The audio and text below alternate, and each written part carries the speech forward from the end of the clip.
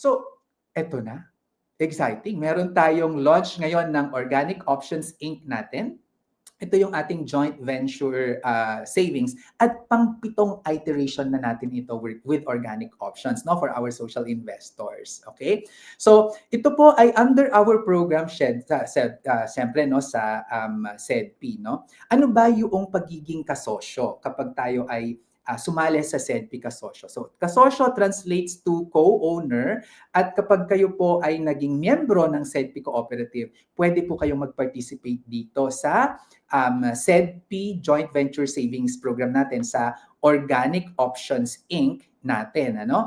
And why do you want to become a kasosyo, no? Kasi sa SEDP kasosyo po, we want to develop a movement of social investors that puts people and planet above profit. Makikita niyo po mamaya itong Organic Options ay isang investment na tumutulong sa mga farmers natin, and at the same time ay organic ang kanyang ginagawa na production ng vegetable. So napakagandang way po yan, no, ng pagnenegosyo, no? At we also support development organizations and nano enterprises, no, by providing them financial resources, education, and other forms of support. And of course, kapag tayo po ay sasali sa SEDP kasosyo, ang sustainability po ay napaka-integral na bahagi ng ating financial decision, hindi ito optional, no? So lahat ng mga paglalagyan natin ng investments natin, ng savings natin, dapat may positive social impact and environmental protection. Embedded siya, no? Hindi yung gagawin pa lang natin, no? Kasi mahalaga talaga na tulungan natin ang ating kapaligiran at tulungan natin ang mga low income groups, no? And of course, we also implement a multifaceted approach to financial stability because we believe that financial success is a collective journey. Sama-sama po tayo, supported by the government, family, friends, and the wider community. We also use rational investment decision-making where we base our decisions on objective criteria, yung security, liquidity, and returns natin, rather than emotional risk appetites natin, whether aggressive or conservative. Hindi po namin tinitignan yung conservative investor ka ba or aggressive investor ka. Ang tinitignan po ba natin ay, ito bang paglalagyan mo, will it be able to help you achieve your life goals? Yan po yung mahalaga, no? Because kasosyo aims to provide market rate returns to social investors while generating positive social impact. So, ito po ngayon nilo-launch natin ay ang Organic Options Inc. OOI 7, no? This is the 7th iteration already. So ano ba yung SEDP Co-op Joint Venture Savings? You can choose a specific project to support. Ito po ay pwedeng for working capital, share capital, and real estate joint ventures. And tayo po ay maging business partners. Kaya kasosyo ang tawag natin because we undertake the investment activity or specific project, no? So yung SEDP Co-op Joint Venture Savings, it has the intention of sharing profits, risks, and losses, and we usually earn higher interest than or earnings than bank deposits. And there's also, but we have to warn you, dahil po tayo nga ay sharing of profits and risks and losses, there's a possibility of capital loss. Wala po itong guarantee, no? So paano ba tayo bumubuo ng joint venture, no? So yung SEDP Development Finance Company natin, our financing arm, ay nakikipag-partner sa SEDP Cooperative natin where you as SEDP Kasosyo members place your savings into the joint venture savings. So in this case, it's OOI 7 or Organic Options Inc. 7 Joint Venture Savings. So pa-project, ayan yung project na susuportahan natin, yung Organic Options. Okay? And Organic Options is a social enterprise that serves as a link between farmers and consumers whose main task is to bring clean, safe, and healthy produce to the consumers. Okay? So ito po yung Organic Options. Panoorin natin.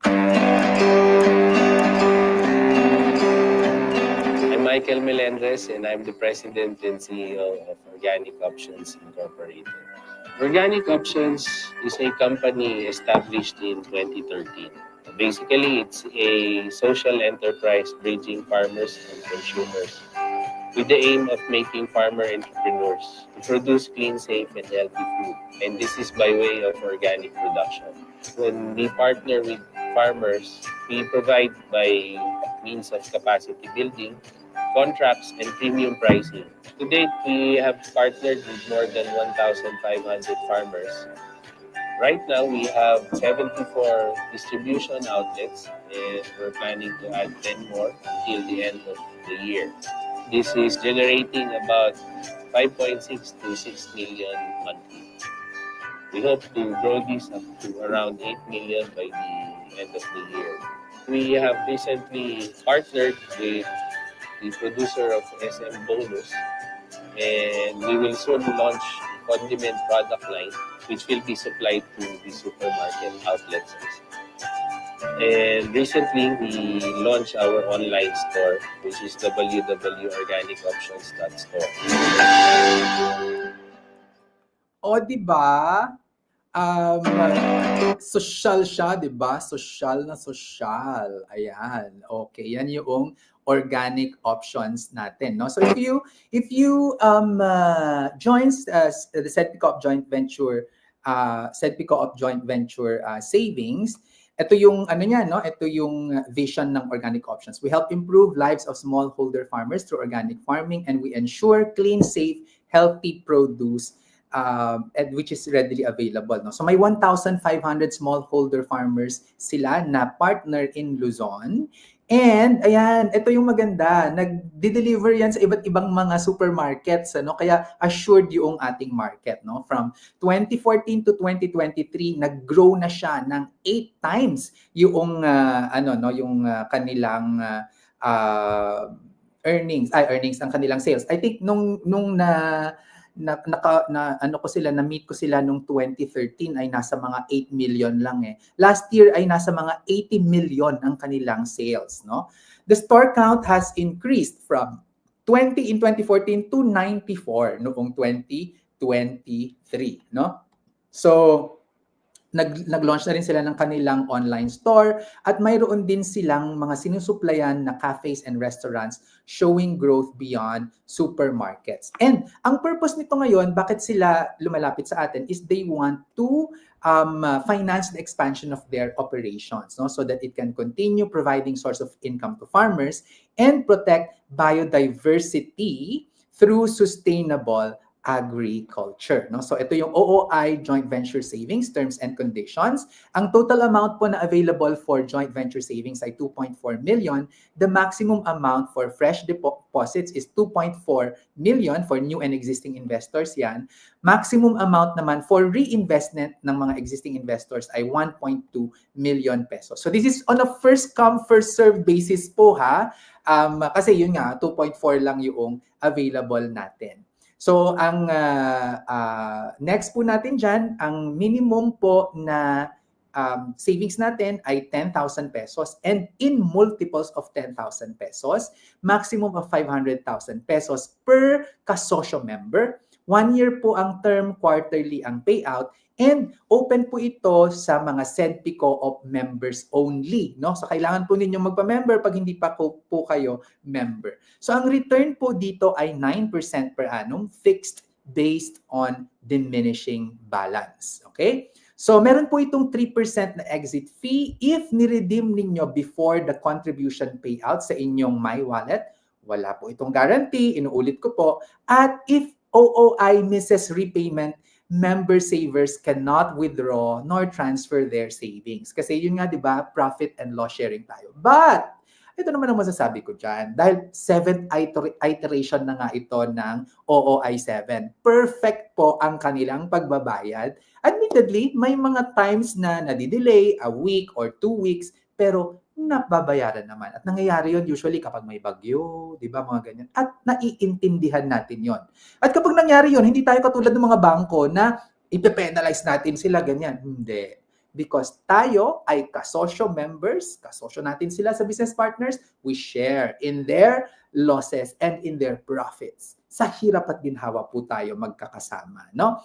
Ang payouts po natin ay quarterly based on actual joint venture capital collections. It will be credited to your SEDP wallet, and kapag na-credit yan sa wallet ninyo, it will not earn. Kaya kailangan nyo po itong i-reinvest ulit, no?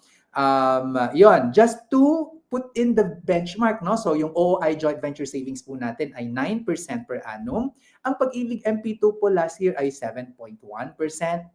Ang RTB30 ay 6.25, ang RDB2 ay 5.75, ang inflation rate po ay 3.2%, mas mababa ngayon, no? Mga sa 1.9 yata.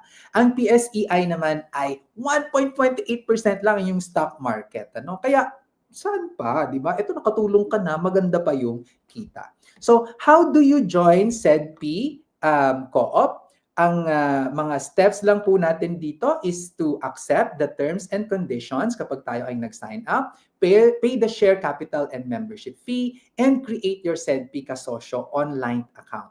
So sa pag-accept po ng terms and conditions, you have to undergo the pre-membership education seminar na online at doon po ninyo ma-accept yan. So yan po yung ating QR code plus ang ating link. So that's bit.ly/sedpicoop.pmes. Step 2, you pay the membership fee and share capital. Yan po yung QR code natin and visit bit.ly/sedpipay. Ang step 3 naman po natin is to create your SEDP Kasosyo online account. Ang QR code nandyan po, nakikita ninyo ngayon at ito naman po ang kanyang website, bit.ly/sedp-kso. Membership is open to all Filipino citizens of legal age who believe in SEDP's mission. No? Anyway, so yun na, open lang po ito sa mga Filipinos na meron pong puso para sa bayan. Ayan naman talaga naman, di ba? Kinukurot-kurot ko pa ang puso ninyo. Kasi alam niyo naman, yan talaga yung priority natin. Kasi nga, ang pagyaman na pag-aaralan at napagtutulungan, di ba? So, open lang po tayo sa mga Filipinos. Kapag meron po tayong jowang afam, ganyan, gagawa po tayo ng paraan next time, ha? So, abangan nyo po yan. Okay, sige. So, yan, nakikita na natin. Okay, cover na yung mukha ko. Ayan, ha? So, yan yung membership natin, ano? So, if you want to get in touch with us, ito po yung ating mga contact details. Ako po si Sir Vince, ang inyong financial guro, nagsasabing ang pagyaman na pag-aaralan at napagtutulungan.